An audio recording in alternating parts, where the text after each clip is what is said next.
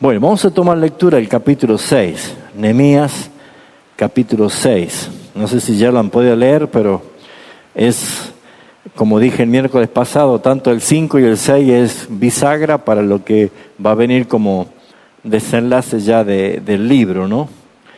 Y acá habla de las maquinaciones de los adversarios, de los enemigos, ¿no? Habíamos visto el capítulo 5 de que no se podía terminar la tarea de reconstruir y cerrar todo y hacer frente a los enemigos si había problema interno. Y lo que hemos visto en el capítulo 5 era eso justamente, ¿no? Y ahora lo que vemos nosotros que después de la gran obediencia que han tenido todo, aquel momento en el capítulo 5, y que han entendido el mensaje y habían dicho, no vamos a cobrar más interés a nuestros hermanos, no lo vamos a tener de esclavos, les devolvemos todo. Es cuando entonces ya se pasa a otro plano ya, que es justamente el tema de la intimidación de los enemigos, porque no se detiene. Y vamos a leer esto. Dice el versículo 1 del capítulo 6, cuando oyeron Sanballat y Tobías y Gesén el árabe y los demás de nuestros enemigos, que yo había edificado el muro y que no quedaban en el portillo, aunque hasta aquel tiempo no había puesto las hojas de las puertas, Sanballat y Gesén enviaron a decirme, fíjese usted la estrategia, enviaron a decirme, ven, reunámonos en alguna de las aldeas en el campo de Ono. Querían sacarlo de Jerusalén, de la obra donde estaba haciendo. Mas ellos habían pensado hacerme mal. Y les envié mensajeros diciendo, yo hago una gran obra y no puedo ir, porque cesaría la obra dejándola yo para ir a vosotros. Y enviaron a mí con el mismo asunto, ¿cuántas veces? Estaban insistentes, ¿no? Hasta 4 veces. 4 veces más. Y yo les respondí de la misma manera. Entonces Sanballat envió a mí su criado para decir lo mismo por 5ª vez, pero ahora venía ¿con qué? Con una carta abierta en su mano. Esto traducido para nosotros sería con una carta documento, con un documento legal. Ya no era en son de paz, sino que ahora entraba otro tipo de intimidación que era la mentira, la acusación por extorsión. Y le dice, con una carta abierta en su mano, en la cual estaba escrito, se ha oído entre las naciones, y Gasmut lo dice, que tú y los judíos pensáis rebelaros, y que por eso edificas tú el muro, con la mira, según estas palabras, de ser tú su rey. En otras palabras decía, acá todos están diciendo que vos estás cerrando los muros y estás haciendo esto porque vos querés autoproclamarte rey. Acuérdense la conexión. ¿Se acuerda quién le había dado permiso para ir a edificar? El rey Artajerjes, el rey de Persia. ¿Y cuál era el compromiso? Devolver. Así que esto iba a ser un escándalo diplomático. Y si otro rey se autopostulaba delante de Artajerjes tenía toda la autoridad ¿para qué? Para ir a hacer guerra contra él y matarlo. Así que era una mentira en la cual estaba poniendo un asunto en un plano mayor. Y que has puesto profetas que proclamen acerca de ti en Jerusalén, diciendo, hay rey en Judá. O sea, has traído falsos profetas que digan a todo el pueblo, ya tenemos rey en Judá. Y ahora serán oídas del rey tales palabras. Ven por tanto y consultemos juntos. Entonces envié yo a decir, no hay tal cosa como dices, sino que de tu corazón tú lo inventas. Eso es pura mentira. Esto no es así, estás inventando. Porque todos ellos nos amedrentaba diciendo: se debilitarán las manos de ellos en la obra y no será terminada. Si ustedes se ven lo mismo que pasó en el capítulo 2, capítulo 3, la intención es que se pare la obra, que no sigan, que se interrumpa. Uno era que se debilite, otros se mofaban, decía es una obra ridícula, una zorra se sube y lo va a derribar. Y acá apelaron al miedo, ¿sí? O sea, esto se va a enterar el rey. Y que apenas intenten ustedes hacer esto, lo que va a pasar es que se debilitarán la mano de ellos en la obra y no podrán terminar. ¿Qué hizo Nehemías? Como todo, cada vez que había una amenaza, cada vez que había algo que los contrarrestaba, ¿qué hacía Nehemías? ¿Se acuerda? Oraba. No ha cambiado la estrategia de Nehemías. ¿Cómo estás? Nehemías vuelve a orar y ahora dice: ahora pues, oh Dios, fortalece tú mis manos. Noten ustedes que no son oraciones extensas, prolongadas, rutinarias, sino directa, precisa y acudiendo a lo que Dios le había dicho desde el capítulo 1, que la mano benevolente de Dios iba a estar sobre él, que lo ha demostrado inclinando, cambiando el corazón del rey Atarjerjes a favor del pedido de Nehemías. Así que, ¿cuál fue la actitud después que él ora? Versículo 10. Vine luego a casa de Semanías, hijo de Elías, hijo de Meatabel, porque él estaba encerrado, el cual me dijo: reunámonos en la casa de Dios dentro del templo y cerremos las puertas del templo, porque vienen para matarte. Sí, esta noche vendrán a matarte. Este era un enemigo de adentro, un falso profeta. Era alguien que estaba de adentro que quería lo mismo que los enemigos. Y que decía: es verdad, te van a venir a matar esta noche, así que salgamos de acá y nos metamos dentro del templo. Allí nos escondamos porque quieren matarte. Fíjense en cómo la estrategia de Satanás, que vamos a charlar un poquito sobre esto, ¿no? Entonces, ¿qué dijo Nehemías? Versículo 11. Entonces dije: ¿un hombre como yo ha de huir?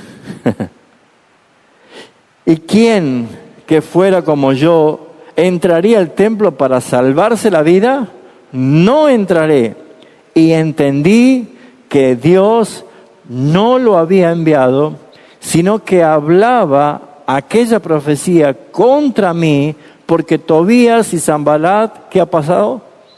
Lo habían sobornado. Muy parecido a lo que siguen los profetas falsos hoy, ¿no? También por plata dicen lo que quieren decir, ¿no? Entonces, ¿qué es lo que vemos acá? Que el versículo 12 es clave cuando dice: y entendí que Dios no lo había enviado, sino que había habido soborno de parte de los enemigos a este falso profeta para que quiera detener la obra. Entonces, ¿qué dice el versículo 13? Porque fue sobornado para hacerme, ¿qué cosa? Temer. ¿Cuál es la intimidación ya de Satanás? El miedo. Y que yo pecase y que le sirviera el mal de mal nombre, con que fuera yo infamado. Estoy exponiéndome a eso, decía, a que yo cese la obra, que tenga temor, que yo peque delante de Dios y que encima difamen mi nombre. Acuérdate, Dios mío, vuelve otra vez a hacer mención en la oración. Acuérdate, Dios mío, de Tobías y de Sanballat, conforme a estas cosas que hicieron. También acuérdate de Noadías, profetiza, y de los otros profetas que procuraban infundirme miedo. ¿A dónde apela? Vuelve a repetir algo: al miedo, al temor. Ya vamos a entender por qué. Ahora, ¿qué dice el 15? Misión cumplida. Fue terminado pues el muro el 25 del mes de Lul en 52 días. Récord, ¿no? Y cuando lo oyeron todos nuestros enemigos, ¿quiénes empezaron a tener miedo? Ya no eran la intención de que Nehemías y el pueblo tengan miedo, sino que ahora los que tenían miedo eran los enemigos. Temieron todas las naciones que estaban alrededor de nosotros y se sintieron humillados y conocieron que nuestro Dios había sido hecha esta obra. Tremendo. Como cuando Dios quiere que sea firme y siga todo adelante, Él se va a encargar. Asimismo, en aquellos días iban muchas cartas de los principales de Judá a Tobías, y a las de Tobías venían a ellos, porque muchos en Judá se habían conjurado con él, porque era yerno de Secanías, hijo de Ara, y Johanán, hijo que había tomado la mujer a la hija de Mesulán, hijo de Berquías. Fíjense ustedes el contacto, la conexión, hasta el parentesco, no era algo improvisado, estaba bastante tejido, bastante organizado todo. Y por eso dice, también contaba delante de mí las buenas obras de él, y a él le refería mis palabras. Dice, enviaba a Tobías cartas para atemorizarme. O sea que no cesaba, era una constante. Este capítulo 6, ligado con el capítulo 5, que dijimos que es bisagra para esto, vamos a resaltar por lo menos 3 objetivos principales en el bosquejo que tenemos acá para ver de 5 puntos. Primero es superando la oposición cuando la iglesia quiere revitalizar o avivar o fortalecerse o restaurar lo que estaba mal, ¿no?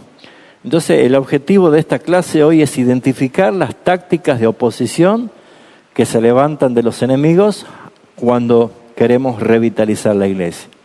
El solo hecho de hablar de avivamiento o hablar de restauración o hablar de reconstrucción o revitalizar, que son todos sinónimos de tener de nuevo el énfasis de trabajar, de ser instrumento en las manos del Señor, es suficiente para que Satanás se enfurezca.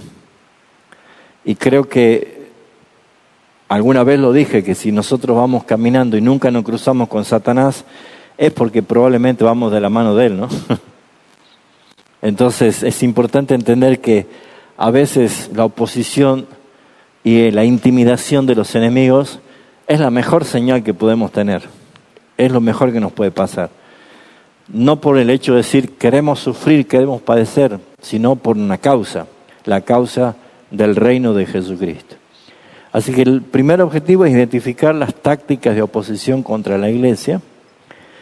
El segundo es extraer principios prácticos en cuanto al liderazgo y a su perseverancia, porque todos los cristianos somos llamados a liderar, por eso que se nos ha dado palabras de autoridad. Y liderar no solamente con la imagen de decir voy a pastorear un lugar o tener, sino es de transmitir con mi vida, con mi esencia, con mis convicciones, una influencia sobre otro. En este caso, una influencia positiva de parte del Señor. Y el tercer objetivo es aplicar estos principios en nuestra realidad actual. Porque tenemos en este capítulo 6 muchas cosas para desglosar, ¿no?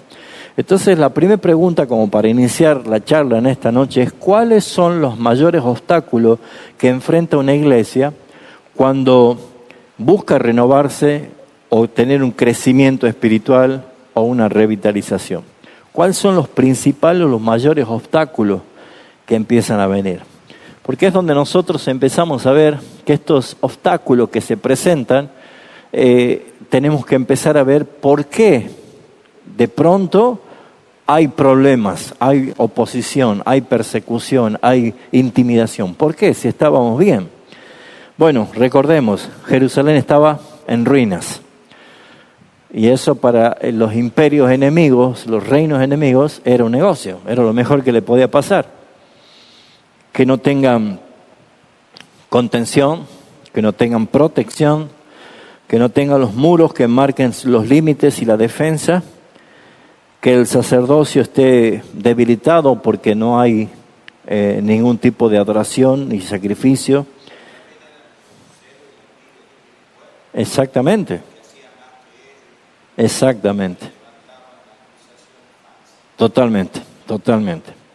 Así que en el contexto de eso uno puede ver que, no sé, a mí no me gustaría estar en ese momento siendo parte de algo que está todo arruinado.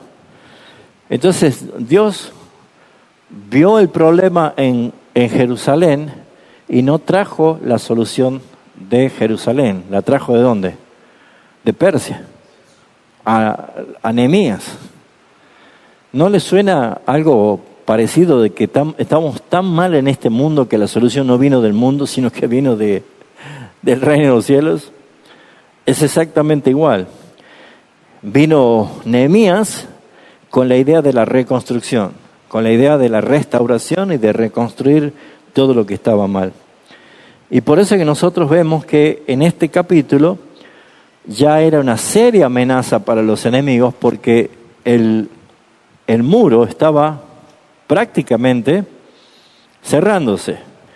Fíjense acá cuando hace referencia a esto, dice el versículo 2, el 1, perdón, cuando los enemigos oyeron que yo había edificado el muro y que no quedaban en el portillo, aunque no faltaban poner las hojas de la puerta, quiere decir que ya estaban logrando el objetivo de cerrarlo. Ya no había un lugar donde meterse. Y por eso es que cuando nosotros vemos al final, el versículo 17, cuando dice fue terminado el muro, habla ya de una consumación, culminó, terminó esa tarea inicial en 52 días. Entonces lo que vemos acá es que el muro es un problema para los enemigos. ¿Cuál sería en este caso para la iglesia actual, la iglesia local, esos muros, esa contención? ¿Qué es lo que nos guarda y nos protege de la invasión de los enemigos? Es la palabra del Señor. La palabra del Señor. Volver a la palabra, volver a la Escritura, hacer fuerte nuestra vida espiritual por la doctrina, o sea, no por emociones, sino por convicciones, lo que creo en la palabra, de ahí no me muevo. Satanás no va a poder entrar, no va a poder servirse. ¿Por qué? Porque Pablo dice, temo que algunos, como la serpiente engañó a Eva, algunos se han movido fácilmente de su modo de pensar. Temo que sean fácilmente movidos a ser infieles a Cristo. Y lo que Satanás siempre le ha funcionado, porque no es creativo, él hace lo mismo siempre, le funcionó desde el Edén, es adulterar la palabra de Dios. ¿Se acuerda con Eva? Con que Dios ha dicho, no coman de todos los árboles. No, dice Eva, de todos podemos comer, pero del árbol que está en el centro, dice que no le comamos ni le toquemos. O sea, logró lo que quería, que dé un mensaje cambiado, erróneo. Exactamente. Entonces, la estrategia de Satanás es que no que te prohíba leer la palabra o tener la Biblia, o comprar la mejor Biblia, o ir a todos los estudios bíblicos, sino que la entiendas mal. Es el padre de la mentira, es el engañador. Y si usando la Biblia Satanás se atrevió a tentarlo a Jesús, citando el Salmo cuando dice, súbete a lo alto y arrójate, porque Dios mandará a los ángeles y te cuidará. Estaba citando el Salmo, no estaba inventando. Por lo tanto, lo que vemos es que Satanás no tiene ningún problema de que estudien la Biblia, lean la Biblia, compren la mejor Biblia, sino lo que quiere es distorsionar la verdad, adulterar la palabra. Por eso Pablo ponía mucho énfasis, nosotros no somos como los que medran o hacen negocio adulterando la palabra. Nuestra predicación no es con humanas palabras persuasivas de humana sabiduría, sino con demostraciones de poder en el Espíritu. O sea, la palabra es la que respalda. Así que Satanás siempre va a querer hacer esto de que no entiendas, que no pongas los sentidos en el crecimiento de la palabra. Así que la revitalización de la iglesia enfrenta los mayores desafíos hoy en día, que es justamente no solamente volver a la palabra, sino ser fiel a la palabra, defenderla a la palabra. Ya en marzo, cuando ya terminemos Nehemías, en marzo, si Dios quiere, y volvamos a las 3 de la tarde, ya horario más de invierno, voy a dar una nueva materia que se llama apologética. Y apologética es cómo tener argumentos bíblicos para defender nuestra fe. Seguramente en algún momento le han hecho preguntas. Por ejemplo, a ver si Dios es amor, ¿por qué permite que haya maldad en el mundo? ¿No es cierto? O a ver, explíqueme por qué ustedes creen en 3 dioses, el Padre, el Hijo y el Espíritu Santo, si la Biblia dice uno es. ¿Cómo respondemos, no? Bueno, eso se llama apologética, cómo tener argumentos bíblicos para defender nuestra fe. Así que espero tener más público ese tiempo para que sepamos contrarrestar esos tipos de preguntas. ¿Cuál es el versículo clave de esta introducción? El versículo 3. Dice, a mí me gusta mucho la respuesta de Nehemías, ¿no? Porque dice, y les envié mensajeros diciendo, yo hago una gran obra, no puedo ir porque cesaría la obra dejándola para ir yo con vosotros. ¿Qué es lo que querían ellos? ¿Cuál era la trampa?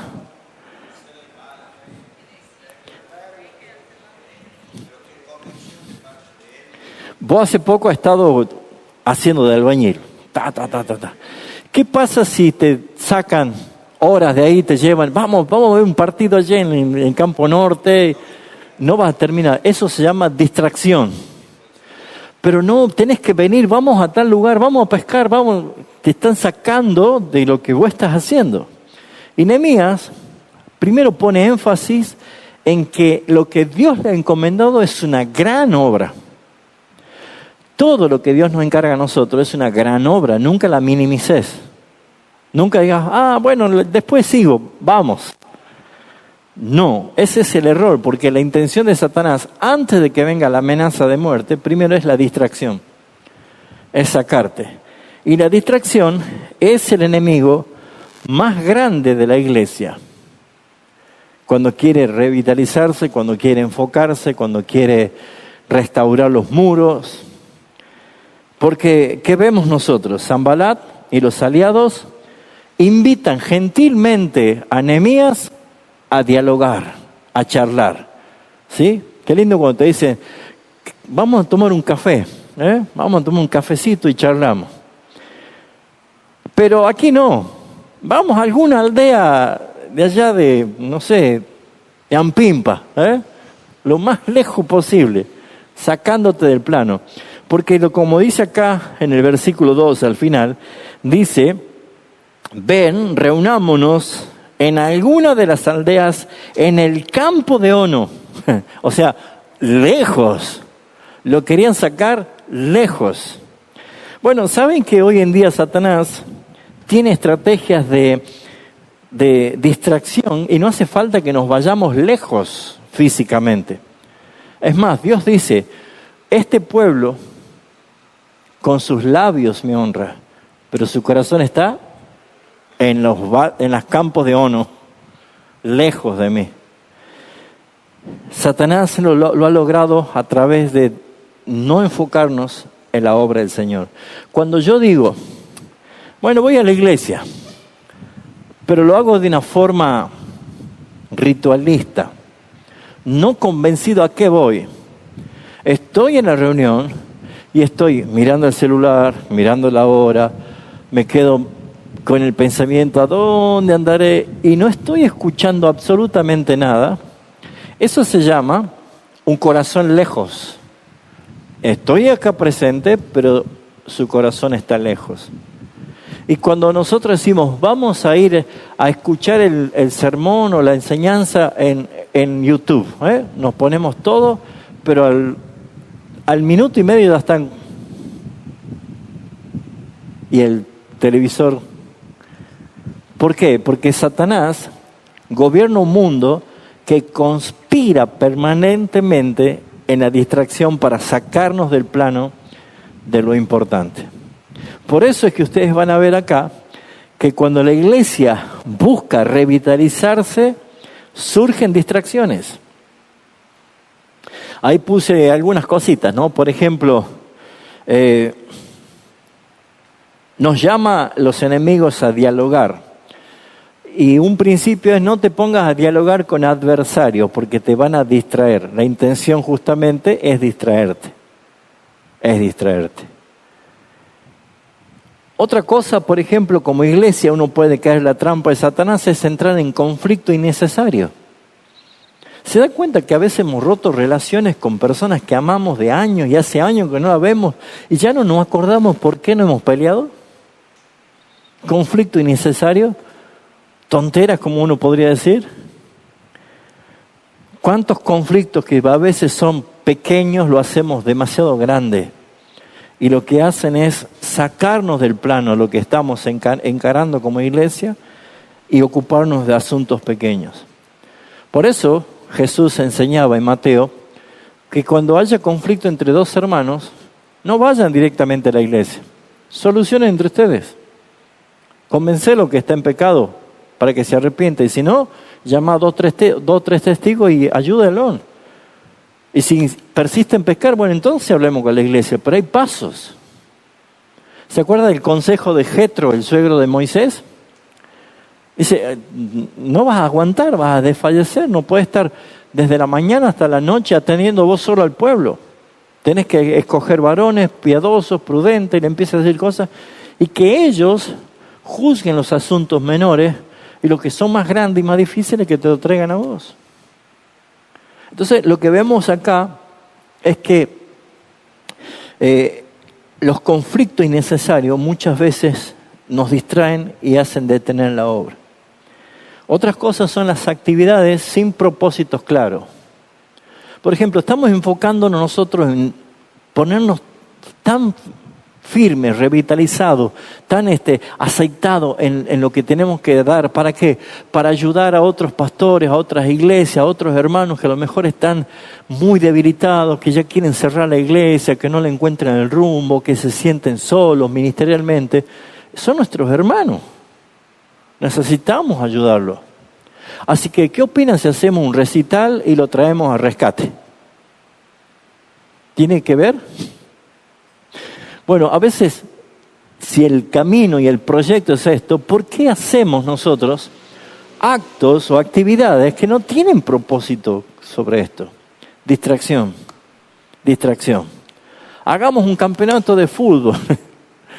O sea, a veces nosotros caemos en el activismo de querer hacer cosas y no tiene nada que ver con el propósito que el Señor nos está llamando. ¿Y qué hemos logrado? Cansar a la iglesia, perder plata, perder tiempo y no vemos fruto. Y otra cosa es la falta de enfoque en lo esencial. ¿Qué sería lo esencial para la iglesia? Para ayudar a otros a revitalizar el evangelismo, el discipulado, en la formación de ministros, en la predicación, en las misiones. Esas son cosas esenciales de la iglesia. Pero a veces nosotros estamos haciendo cosas que no tienen nada que ver. Entonces, la pregunta para una aplicación sobre este punto sería: ¿estamos perdiendo el tiempo en nuestras reuniones y discusiones sin impacto? ¿O estamos haciendo como Nehemías, que él dijo: yo estoy haciendo una gran obra? Dios me ha revelado algo grande. Y si yo voy con ustedes, versículo 3, voy a cesar la obra, dejándola yo para ir con ustedes a tomar un café en una aldea de Ono. No tiene sentido. Cuando termine charlemos si quieren, pero ahora no. La pregunta es esta: ¿cuántas cosas inconclusas has dejado ya en tu vida ministerial? ¿Cuántas cosas inconclusas? Para que esto no se vuelva a pasar, no vuelva a suceder, yo no debo ver en lo que imprescindible que soy yo, porque no somos imprescindibles. Cuando Dios quiere hacer algo, lo va a hacer conmigo o sin mí. Pero cuando yo miro la importancia de la obra del Señor y digo, esto es una tarea grande y tengo el privilegio de servir, no hay tiempo para otra cosa. Aplique ese principio en cada cosa que tengan que hacer y van a ver que esto funciona. Hasta si quieren, no sé, cocinar algo rico. Una distracción que te fuiste al teléfono o que te pusiste a hablar con el vecino y se te quemó la comida que estaba haciendo fue suficiente. Perdiste. ¿Sí? ¿Ya te pasó? Ahí está. ¿Por qué? Porque uno está concentrado en algo, pero la distracción es desenfocarte de lo que estás haciendo. Apliquen ese principio en cada cosa que hagan, comiencen y terminen. Y pongan pasión en lo que hacen y la cosa cambia. ¿Vamos bien? Del versículo 5 al 7 encontramos algo que se pone más complicado, ¿no? Porque ¿qué dice después? Fíjense en ustedes que una vez que Nehemías le responde que él no va a ir porque está haciendo una obra grande y no va a dejar de hacer la tarea que está haciendo en la obra, el versículo 6 encontramos algo. Dice, desde el 5, entonces Sanbalat envió a su criado por quinta vez, ya no a invitarlo a tomar un cafecito, ya que es lo que viene. Ahora vienen acusaciones falsas, calumnias. ¿Saben cuál es la estrategia de Satanás? Es también apuntar a los líderes con acusaciones falsas, con calumnias, a cualquier persona. Yo siempre le digo a los pastores de acá de la iglesia, a todos los hermanos que sirven, nunca se olviden que el día que pierdan el testimonio, pierden la autoridad. Y de ahí nadie te va a seguir, va a estar dando un paseo. Porque nosotros tenemos algo que se llama investidura, representamos al Señor en su reino. Y esto va para todos nosotros, no es únicamente para los pastores y líderes. ¿Por qué? Porque nosotros somos embajadores de un reino y por lo tanto tenemos una investidura que cuidar. Imagínense que todos estamos nosotros mostrando una imagen de espiritualidad santa ante la congregación, pero después termino publicando, como dice Isaías capítulo 3, no ocultan su pecado, sino más bien lo publican. Pareciera que hablaba de las redes sociales, ¿no? Pero Isaías capítulo 3 lo dice. Entonces, ¿qué vemos nosotros? Aquí ya se dejó la gentileza, no funcionó la distracción, el sacarlo para llevarlo lejos, para que cese la obra, sino que ahora lo que empieza a venir desde el versículo 5 es que los enemigos traen una acusación. Esa carta abierta que dice acá, fíjense ustedes, versículo 5, trajo una carta abierta en su mano. Esto se traduce, como lo dije al principio, como una carta documento, como una intimidación legal. ¿Sí? Pregunta, ¿puede haber este tipo de acusaciones falsas en el mundo? Permanentemente, ¿no? Se llaman carpetazos, se llaman, no sé, y pueden venir con todo así, un historial. Y eso es falso. Bueno, acá venían con algo legal. ¿Cuál era la intención? Que tengan miedo. ¿Y cuál era la acusación que traían? Apenas ellos vieron que Nehemías no cae en la trampa, buscan acusarle para que puedan frenar el avance de la obra, desacreditarlo, hacer que todos queden mal, que murmuren contra Nehemías. Por lo tanto, los enemigos acusan a Nehemías de querer rebelarse contra el rey y autoproclamarse el rey. Y como dije al principio, el rey de Persia, Artajerjes, le dio permiso a Nehemías para que vaya a reconstruir y vuelva. Y ellos dicen, el rey se va a enterar de que te autoproclamas rey. ¿Y a dónde lo lleva el plano? A un conflicto diplomático. Entonces, este es un rey que tiene ahora un nuevo reino, un nuevo rey. ¿Qué hay que hacer? aplastarlo, destruirlo. Todas las naciones se ha oído de que quieres proclamarte rey.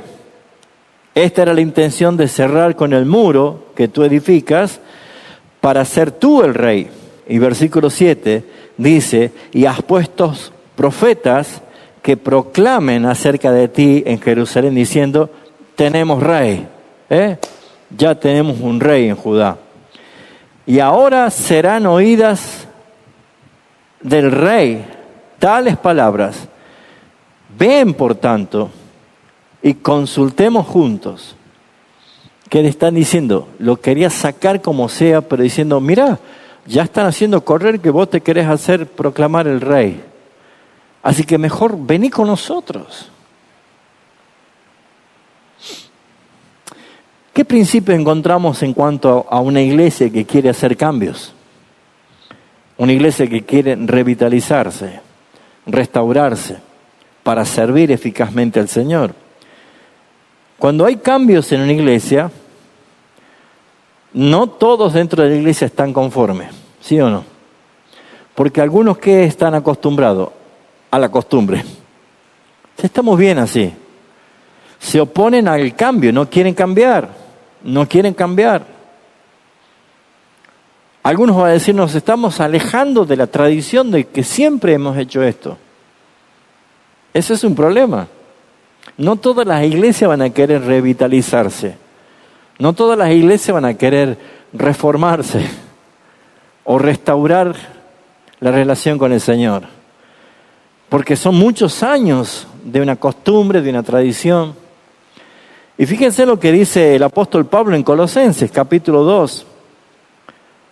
Que esto pareciera ser que es exactamente lo mismo que está haciendo referencia a esto. Colosenses capítulo 2, dice el versículo 8, mirad que nadie os engañe por medio de filosofías, huecas sutilezas, según tradiciones de los hombres, conforme a los rudimentos del mundo y no según Cristo.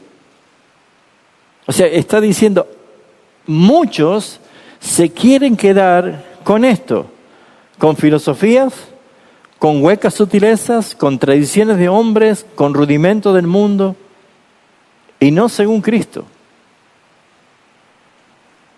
Así que lo que estamos viendo acá es que muchos van a decir, no queremos cambiar. Y otros van a decir, pero cambiemos si estamos muertos, estamos fríos, no hay frutos, no hay cambio, cambiemos. Y va a haber discordia. O el pastor o los líderes van a ser acusados de tener una agenda oculta o paralela y de ir en contra de la tradición de la iglesia. La respuesta de Nehemías no tiene dudas, porque él no discute. Más allá de que desmiente eso, él no se defiende, sino que simplemente dice, eso es mentira. ¿Qué es lo que hace Nehemías? Versículo 9. Dice, porque todos ellos nos amedrentaban diciendo, se debilitarán las manos de ellos en la obra y no será terminada. ¿Qué hizo Nehemías? Se defendió, renegó, los confrontó, peleó, oró, como lo hizo en todos los capítulos. Ahora pues, oh Dios, fortalece tú mis manos. Dame más gana todavía, Señor. ¿Se acuerda que esto le pasó a Pedro y a Juan después que lo amenazaron de que no hablen más así en Jerusalén? Y ellos salieron y dijeron, Señor, esconden en una cueva para que no nos maten. No. Oraron para que le dé más denuedo todavía, más pasión, más gana todavía. ¿Cómo se contrarrestan las amenazas de los enemigos? No cesando, dándole más duro. Qué tremendo principio. Más duro todavía. Así que la aplicación para este punto es cómo reaccionas cuando te critican por intentar hacer cambios o por crecer espiritualmente. ¿Cómo reaccionas? ¿Te pones a pelear? ¿Te pones a defenderte? ¿Llamas a un abogado? ¿O orás, le encomendás al Señor. Del versículo 10 al 14 vemos el tercer punto, que es que el miedo paraliza la obra. No sé si alguna vez a ustedes les salió un perro de la nada y les gruñó. Dígame si no se quedaron duritos así, paralizados, porque dice que el miedo paraliza, ¿no? ¿Eh? O te hace reír de los nervios, será, ¿no? Pero el miedo paraliza, ¿sí o no? ¿Cuántos van gozosos al dentista? ¿Ah? Y el torno allí, con el torno en la mano te espera, ¿no? El miedo paraliza. Bueno, acá del versículo 10 al 14 encontramos un falso profeta que intenta engañar a Nehemías para que huya y se esconda.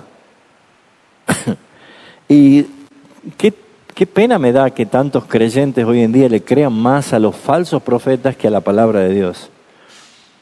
Porque muchos están escuchando a ver qué es lo que tienen para decirle a esos profetas, y no van a ver que Dios ya lo dijo en su palabra y está escrito que Él es torre fuerte para el justo, que no se dormirá el que te guarda, que Él será el que va a prosperar la obra y que Satanás no va a poder prevalecer.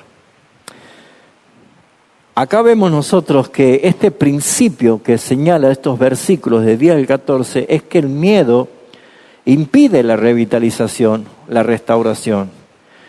¿Qué es lo que vemos nosotros que se repite en esto?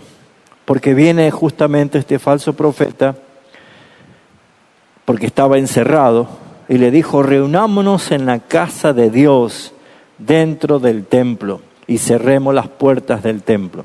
Esto tiene un tilde muy profético, y déjeme decirle en qué sentido profético. En la palabra dicha por Jesús. ¿Se acuerda de Mateo 24 que Él dice: cuando vean la santa ciudad rodeada, no se metan en Jerusalén en el templo, sino que huyan a los montes? Y esa profecía se cumplió. ¿Por qué? Porque los que huyeron se salvaron, y los que se metieron dentro de Jerusalén pensando: tenemos un muro gigante, re grueso, era piedra, oro, piedra y oro, esas eran las láminas, ¿no? Así. Y encima el templo. ¿Quién se va a animar? ¿Quién va a poder? Nunca se imaginaron que Tito, el hijo del emperador Vespasiano, iba a sitiar Jerusalén y nadie iba a entrar ni salir por un largo tiempo, de tal manera que no tenían qué comer y se comían las criaturas, se comían a los niños, se morían de hambre. Y cuando ya estaban debilitados, los romanos tenían las máquinas trituradoras de piedra, la cual se cumplió la profecía cuando dijo: no quedará piedra sobre piedra que no sea destruido. Y acá lo que vemos nosotros es: vamos a escondernos en la casa de Dios, en el templo, el lugar más seguro.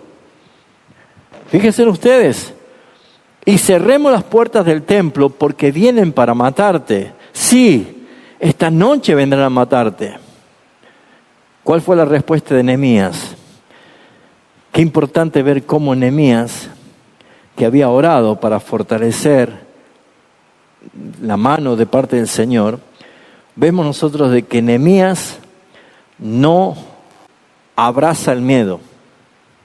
¿Cómo responderíamos nosotros si alguien te amenaza de muerte o con una forma concreta de que te van a matar? ¿Qué harías? Muchas personas quedan paralizados por el miedo, pero especialmente por no poner su confianza en el Señor. Nehemías sabía que la mano del Señor estaba sobre él, lo había demostrado desde el capítulo 1. Y ahora él dice: ¿un hombre como yo he de huir? ¿Un hombre como yo he de huir?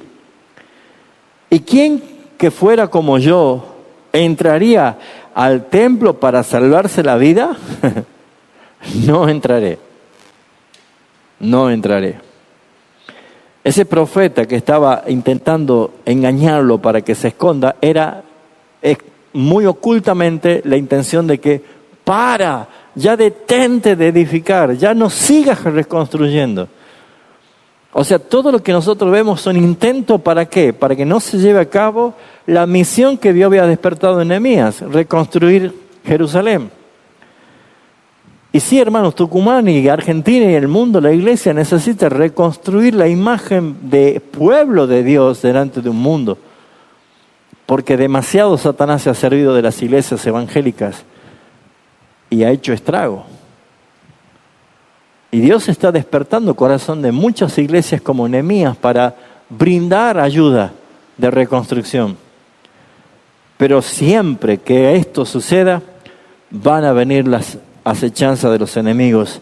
Y Nehemías dijo, no entraré. Y cómo me gusta el versículo 12. Porque dice, y entendí, no hay nada mejor que hacer las cosas por conocimiento y convicción. Entendí que Dios no lo había enviado, sino que hablaba aquella profecía contra mí porque habían sido sobornados. El poder del dinero contra el poder de Dios. Tremendo. Y aquel soborno había sido hecho justamente para que entre temor en Nehemías, peque delante de Dios, detenga la obra y su nombre sea profanado, blasfemado. Así que mis hermanos, va a haber muchas de estas cosas que va a pasar. Seguro que va a pasar. Y yo creo, hermanos, que si nosotros oramos sobre esto, Dios nos va a respaldar. ¿Cuál es el miedo que impide la revitalización? El miedo al fracaso. Algunos se preguntan, ¿y si no funciona? ¿Y si nos quemamos? Otros tienen miedo a perder gente. ¿Y si cambiamos y se va la gente porque hemos cambiado? Otros pueden tener miedo a la oposición ante la amenaza. Mejor sigamos así como estamos, no molestamos a nadie. Somos una iglesia feliz, hacemos nuestras reuniones. ¿Nuestra iglesia está tomando decisiones con convicción o por temor? Sería la pregunta. Estas cosas que nosotros vemos como diseño de Nehemías nos debe llevar a pensar a todos. Y vuelvo a decir, creo que si el Dios de Nehemías es nuestro Dios, tenemos que tener el mismo argumento de fe. Que el Señor haga la obra. Y cuanto más si Cristo dijo, yo edifico mi iglesia, no vos. Yo la edifico. Y cuando Él edifica, las puertas del Hades no prevalecen. Amén. Voy a aclarar ese concepto que a veces se entiende mal. Cuando Jesús dijo, yo edificaré mi iglesia y las puertas del Hades no prevalecerán contra ella, no sé por qué, pero la imaginación de muchos es pensar que la iglesia está cerrando las puertas para que Satanás no entre. No sé si esa es la imaginación que ha gobernado su pensamiento sobre ese texto, pero es al revés. La puerta del Hades es la que no va a prevalecer contra la iglesia. O sea, la iglesia tiene tal poder que va a romper la puerta del Hades para sacar las almas que el Señor rescata. Es al revés. El pensamiento de miedo decimos, cerra la puerta que no entren los enemigos y la iglesia está soportando. Y es totalmente al revés. Es tan poderosa la iglesia que las puertas del Hades, de la muerte, no pueden contra la iglesia. Porque Cristo venció la muerte. Y esa es la ventaja que nosotros tenemos. Bueno, vamos al punto 4. La perseverancia lleva a la transformación. Esto está del versículo 15 al 19. La perseverancia lleva a la transformación. Si hay algo que nosotros tenemos que darle gracias al Señor es que nosotros perseveramos porque Dios nos preserva. No podríamos perseverar por nuestra propia fuerza. Yo sería el primero que saldría corriendo si veo que hay una conspiración en contra mía. Pero ¿por qué no pasa esto? Porque mi perseverancia no descansa en mí, sino en lo que Dios me preserva. Nosotros somos perseverantes porque Dios nos preserva. Esa es la idea. Como para ilustrarle, nosotros nos subimos de este puerto en un barco y el barco zarpó para ir a otro puerto, un puerto seguro.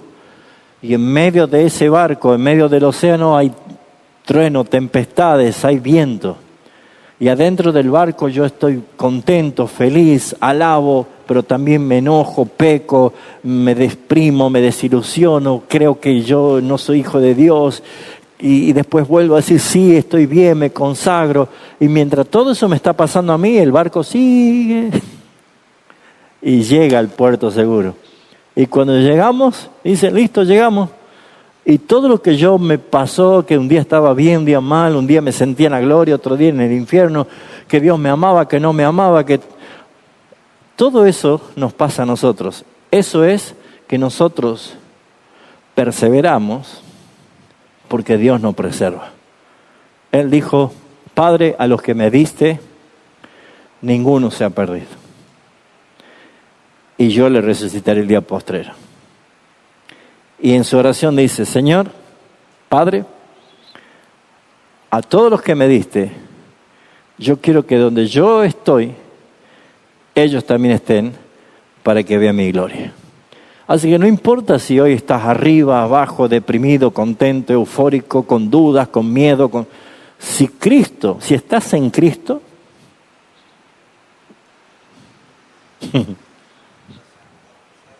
llegamos. Vamos a llegar, porque esa es la perseverancia. Nehemías sabía que la mano de Dios estaba sobre él y nunca la mano del Señor lo dejó. Por eso es que el versículo 15 dice, fue terminado el muro en 52 días. Con oposición, con mentira, con conspiración, con calumnia, con amenaza, con problemas externos, problemas internos, con profetas falsos, con todo, se terminó. ¿Por qué se terminó? Gracias a Nehemías. Amén. Gracias a quién. Porque dijo el Señor, ve, yo estaré contigo. La mano del Señor fue favorable conmigo. ¿Cómo? La responsabilidad de Él es la misma nuestra. No te dejes distraer, no caigas en dialogar con adversarios, no entres en conflicto innecesario, no hagas actividades infructíferas. Enfócate, valora lo que Dios te ha dado. La obra del Señor es más grande que la nuestra y nos llama a hacerla. Así que una iglesia que no se rinde, avanza. Y por eso hay que entender que los cambios llevan su tiempo, pero dan fruto. La creación habla de eso, da fruto. La revitalización de la iglesia no es cuestión de métodos, sino de compromiso, de perseverar, de insistir. Lo que ustedes están haciendo cada miércoles, lo que los hermanos quieren y buscan prepararse para formarse, eso lleva perseverancia, lleva tiempo, lleva momentos, pero va a dar fruto. La verdadera renovación genera impacto en la comunidad. Por eso es que dejemos que el Señor haga las cosas y nosotros seamos fieles a Él. Aplicación para ir concluyendo. ¿Estamos dispuestos a perseverar hasta ver resultados? Mire, nosotros nos tenemos que dar por satisfechos, aunque sea una iglesia de todas las que hay en Tucumán, que podamos serle de bendición. Aunque sé que el Señor diga, en lo poco me fuiste fiel, en lo mucho te pondré. Si nosotros logramos que algún pastor, alguna iglesia que está debilitada, que está pensando en cerrar, que está pensando en no seguir, que se siente solo, abrumado, que no sabe cómo llevar adelante el ministerio, y de pronto podemos nosotros decirle, no estás solo, manos a la obra, vamos a reconstruir, vamos a levantar, vamos a trabajar. Se va a levantar contra de la iglesia y de nosotros, pero si nosotros continuamos y lo hacemos, hermanos, vamos a ver fruto. Yo estoy convencido, porque así lo hizo el Señor con nosotros. La conclusión para terminar.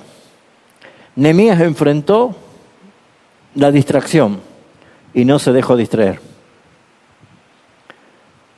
Soportó la calumnia y oró.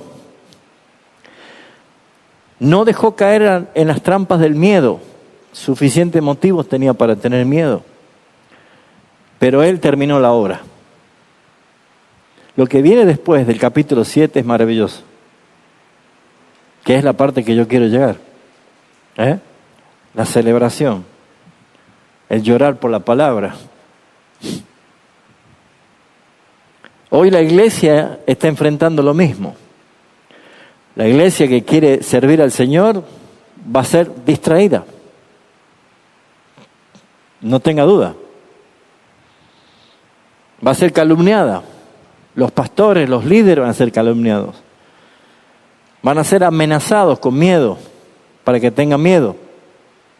Y Satanás sabe cómo hacerlo. Pero ¿saben qué? Si somos fieles al Señor, vamos a ver la obra terminada. Por eso es que la pregunta que debemos hacernos para reflexionar es esta.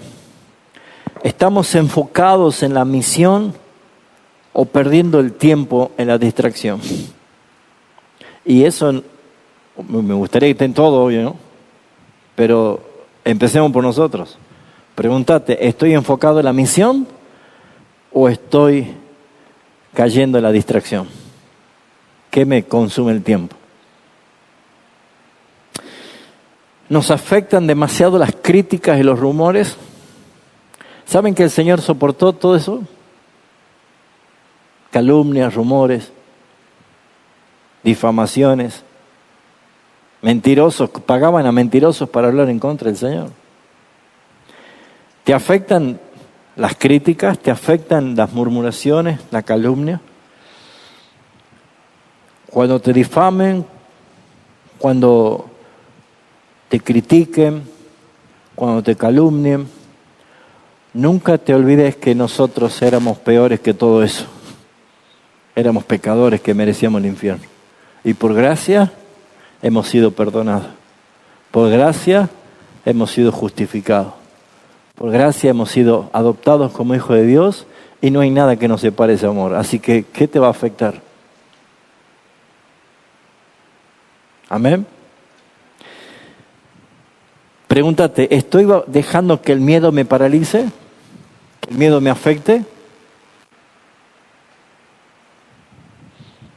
Hay amenazas de perder el trabajo, en la familia puede haber amenazas de ruptura de matrimonios o de hijos que se van a ir de la casa o viceversa. ¿Por qué? Por causa de Cristo. Mateo 10, eso dijo Jesús. Persecución. ¿Qué pasa si de pronto cambia la idea de este gobierno o el gobierno que pueda reinar y de pronto empieza a haber prohibición del evangelio, prohibición de las iglesias evangélicas, de los que proclaman la palabra, cárcel, azotes, golpes, muerte? Pues la iglesia que nosotros pertenecemos tiene 2000 años de historia y que cada vez que le pasaba eso, más fuerte se hacía. Así que si nos toca a nosotros padecer por Cristo, mejor todavía.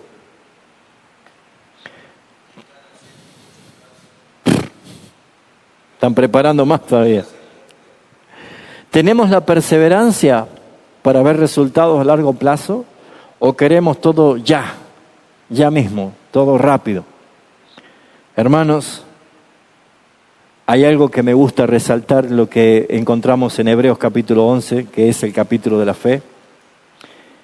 Y cómo me gusta y me inspira ver lo que resalta sobre esta galería. Dice, cuando habla de Abraham, versículo 13, dice, conforme a la fe murieron todos estos sin haber recibido lo prometido, sino mirándolo de lejos y creyéndolo y saludándolo y confesando que eran extranjeros y peregrinos sobre la tierra. Porque los que decían, esto dicen, claramente dan a entender que buscan una patria. Pues si hubiesen estado pensando en aquella donde salieron, ciertamente tenían tiempo para volver. Pero anhelaban una mejor, esto es celestial, por lo cual Dios no se avergüenza llamarse Dios de ellos y les ha preparado una ciudad.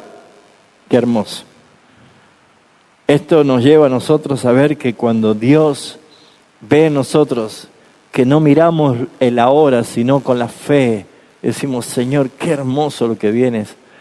Él no se avergüenza de llamarse Dios de nosotros. Y nos ha preparado esa ciudad celestial, gloriosa, hermosa, maravillosa. Versículo 36, vamos a ver. Otros experimentaron vituperos, azotes, y además de esto, prisiones y cárceles. Fueron apedreados, aserrados, puestos a prueba, muertos a filo de espadas, anduvieron de acá para allá, cubiertos de pieles de ovejas, de cabras, pobres, angustiados, maltratados, de los cuales el mundo no era digno, errando por los desiertos, por los montes, por cuevas, por las cavernas de la tierra. Y todos estos, aunque alcanzaron buen testimonio mediante la fe, no recibieron lo prometido, proveyendo Dios alguna cosa mejor para nosotros, para que no fuesen ellos perfeccionados antes que nosotros. ¿Saben quién es? Está hablando de Cristo. Todos ellos murieron sin haber recibido lo prometido, al Mesías. ¿Y nosotros? ¿Proveyendo algo mejor para nosotros? Si lo tenemos a Cristo, lo tenemos todo, hermanos. Así que, bonita clase, capítulo 6, y que nos ayuda a no estar distraídos, a estar preparados para todo. Así que será lindo que oremos pidiéndole a Dios que la visión sea cada vez más fuerte, que la valentía sea una realidad y que la perseverancia nos ayude a nosotros a sentirnos revitalizados. Oremos y concluimos. Te damos gracias, Padre Celestial. Gracias por esta noche. Gracias por tu palabra, por tremenda enseñanza del capítulo 6. Gracias, Señor, por darnos esta esperanza de que veremos la obra culminada, porque el que la hace no es Nehemías, no es ningún pastor, no somos nosotros, es Cristo Jesús, el autor y consumador, el Todopoderoso, el que reina por los siglos de los siglos. A ti sea la gloria, Salvador, toda la honra para ti, Señor. Digno eres tú de recibir la gloria y la honra, y todos puestos por estrado de tus pies, Señor. Gracias por esta charla, por esta noche. Ayúdanos a estar fuerte para bendecir a otros, Señor.